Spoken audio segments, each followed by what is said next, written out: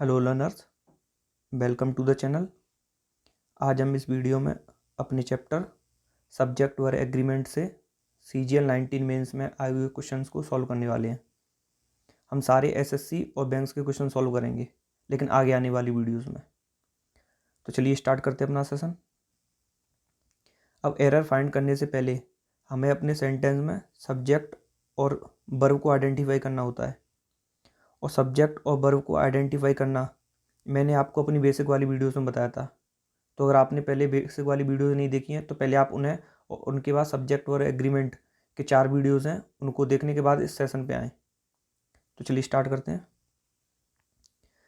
अब each one of the children in a nursery class require individual attention. तो यहाँ पे मुझे दिख रहा है कि ईच वन है वो मेरा सब्जेक्ट का पार्ट है, क्योंकि चिल्ड्रन है वो इस ऑफ का ऑब्जेक्ट है, और नर्सरी क्लास है वो इस इन का ऑब्जेक्ट है, और रिक्वायर क्या है मेरी वर्ब। और रिक्वायर का नंबर कैसा है प्लूरल, और सब्जेक्ट ईच वन का नंबर कैसा है सिंगुलर। तो यहाँ पर रिक्वायर ना होकर क्या हो जाएगा रिक्वायर्स। अब ये मैं कैसे पता कर पा रहा हूँ कि सब्जेक्ट ये है वर्ब ये है, इसके लिए आपको मेरी बेसिक की क्लास देखनी पड़ेगी, और सारे मतलब जो 4 पार्ट हैं सब्जेक्ट और एग्रीमेंट के वो भी देखने पड़ेंगे। सेकंड क्वेश्चन है when there were a strong wind. तो मुझे पता है कि देयर के साथ क्या होता है, देयर के साथ जो वर्ब आएगी वो उसके बाद आने वाले नाउन पे डिपेंड करेगी। इसके बाद आने वाले नाउन का नंबर कैसा है, अगर वो सिंगुलर है तो वर्ब सिंगुलर, और अगर उसके साथ वो जो नाउन है अगर वो प्लूरल है तो वर्ब प्लूरल। तो यहाँ पे वरना होकर के क्या हो जाएगा बॉज। ये सब आपको मेरे सब्जेक्ट और एग्रीमेंट के 4 लेक्चर डले हैं, उसमें आपको सब पता चल जाएगा। तो पहले अगर आपने वो नहीं देखा तो पहले वो देखें, वरना ये आपको समझ में नहीं आएगी वीडियो। थर्ड है a team of biologist have been discovered. अब हैव का नंबर कैसा है प्लूरल, और अ टीम का नंबर कैसा है सिंगुलर, तो हैव ना होकर क्या हो जाएगा हैज। यहाँ पे गलती ना करें इस बायोलॉजिस्ट से इसको एग्री करा के, क्योंकि ये बायोलॉजिस्ट है वो इस ऑफ का ऑब्जेक्ट है, जो सब्जेक्ट का पार्ट नहीं बनेगा।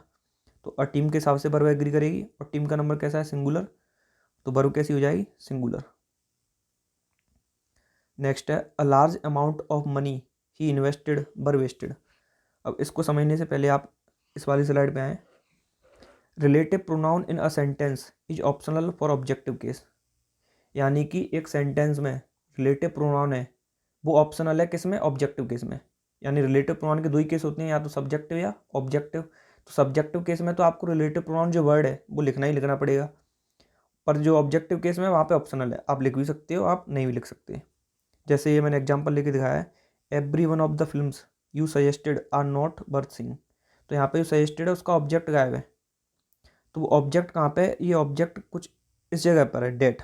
लेकिन एग्जामिनर ने क्या किया, क्योंकि ऑब्जेक्टिव केस में तो उस डेट को यहाँ से क्या कर दिया गायब, यहाँ से गायब है। ये भी SSC के एग्जाम में आया हुआ क्वेश्चन है। तो यहाँ से क्या किया उसने इस डेट को गायब कर दिया। तो इसका ओरिजिनल फॉर्म है वो कुछ ऐसी थी कि every one of the films that you suggested are not worth seeing. तो जब मैं इसको ऐसे लिख लूँगा that you suggested are not worth seeing, तो मुझे दिख रहा है कि ये वाला तो मेरा सब्जेक्ट वाला पार्ट है, और सब्जेक्ट वाले पार्ट के साथ इन्होंने क्या किया है एक रिलेटिव क्लॉज को ऐड कर दिया है। और रिलेटिव क्लॉज जब सब्जेक्ट के साथ अटैच होगा तो कहाँ पे फिनिश होगा, जहाँ पे सब्जेक्ट की फाइनाइट वर्ब होगी। और subject every one of the films में सब्जेक्ट मेन सब्जेक्ट कौन सा है एवरी वन, और इसका नंबर कैसा है सिंगुलर, और वर्ब कैसी दे रखी है प्लूरल। तो यहाँ पे आर ना होकर क्या हो जाएगा इज। तो बस यही समझना था कि यहाँ पे जो डेट है वो इन्होंने गायब कर दिया है, क्योंकि ऑब्जेक्टिव केस में। ऐसे यहाँ पे एक डेट है वो गायब है, डेट ही इन्वेस्टेड। तो अ large amount of money, amount के बाद याद कर लो, अमाउंट के बाद आता है अनकाउंटेबल नाउन, और इसके लिए जो वर्ब आती है वो कैसी आती है सिंगुलर। तो ये वाला तो वो है रिलेटिव क्लॉज है, और रिलेटिव क्लॉज जब कि सब्जेक्ट के साथ अटैच होगा तो कहाँ पे फिनिश होगा, जहाँ पे मेन सेंटेंस के सब्जेक्ट की फाइनाइट वर्ब है। तो यहाँ पे वर्ब पे खत्म हो रहा है। इसका नंबर कैसा है सिंगुलर, इसका नंबर कैसा है प्लूरल, तो यहाँ पे क्या हो जाएगा वॉच। नेक्स्ट है क्रेज फॉर अ थिंग। अब ये फॉर का ऑब्जेक्ट है थिंग, प्रीपोजिशन का ऑब्जेक्ट, उसके लिए इन्होंने क्या लगाया रिलेटिव क्लॉज। कहाँ पे खत्म हो रहा है, जहाँ पे मेन सेंटेंस की फाइनाइट वर्ब है। क्रेज का नंबर कैसा है सिंगुलर, और यहाँ पे वर्ब का नंबर कैसा है वो भी सिंगुलर है। तो रिलेटिव क्लॉज के अंदर देख लेते हैं। रिलेटिव क्लॉज के अंदर आने वाली वर्ब अपने एंटीसीडेंट से एग्री करती है। एंटीसीडेंट का नंबर कैसा है अ थिंग सिंगुलर, और वर्ब कैसी रखी है प्लूरल। तो आर ना होकर के क्या हो जाएगा नेक्स्ट है यू नीड। अब नीड और डेयर की सबसे पहले वीडियो होती है मेरी इस चैनल पे, तो अगर आपने पहले वो नहीं देखी है तो सबसे पहले उसे देख लें।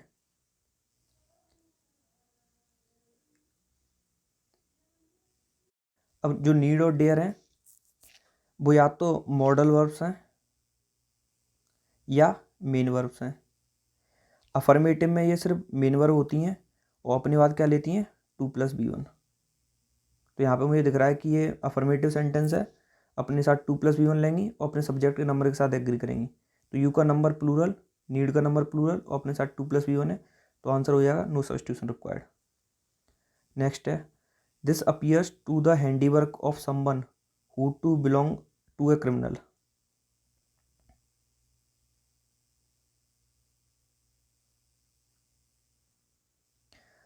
अब मुझे दिख रहा है कि ऑफ का ऑब्जेक्ट समवन, उसके साथ इन्होंने लगाया रिलेटिव क्लॉज।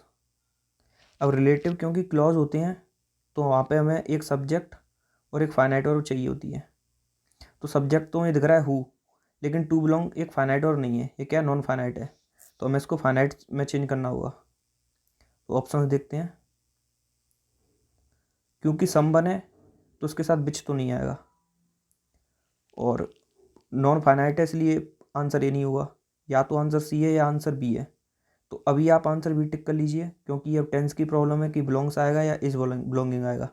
अभी आप आंसर बी टिक कर लीजिए, आगे जब हम टेंस करेंगे तब पता करेंगे कि इज बिलोंगिंग आंसर क्यों नहीं है। नेक्स्ट क्वेश्चन है a large number of worker.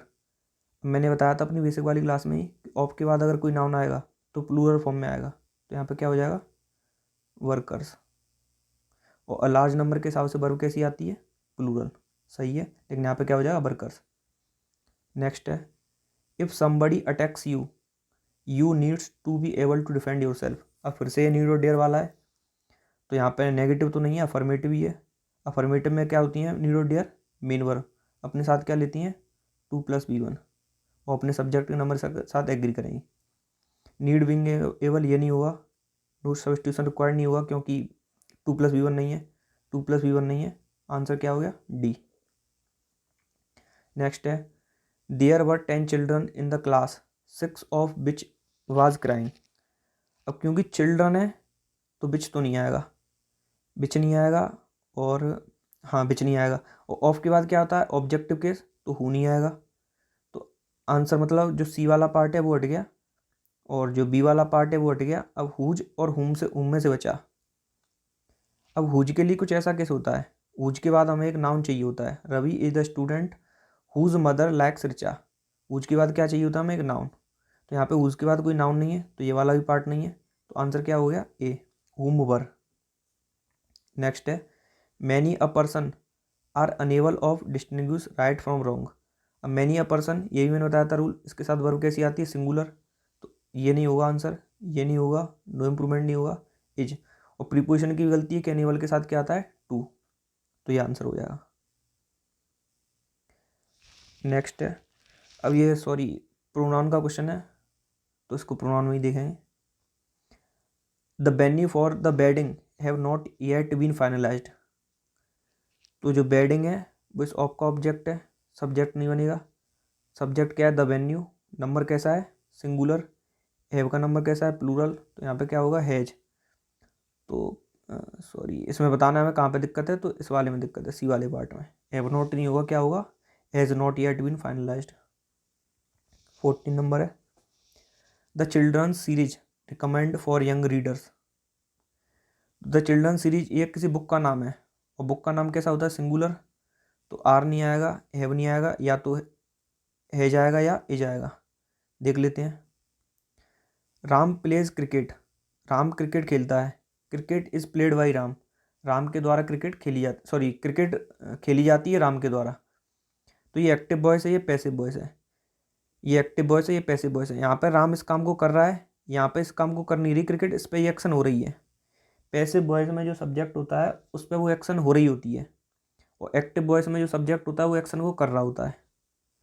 तो अब जो द चिल्ड्रन सीरीज जो बुक है वो किसी को रिकमेंड करेगी या इसको रिकमेंड किया जाएगा, सीधी सी बात है, इसको रिकमेंड किया जाएगा, तो हमें पैसिव चाहिए, तो पैसिव हैज को लेकर तो नहीं बनेगा, पैसिव बनेगा इज को लेकर। तो आंसर क्या हो जाएगा, इज।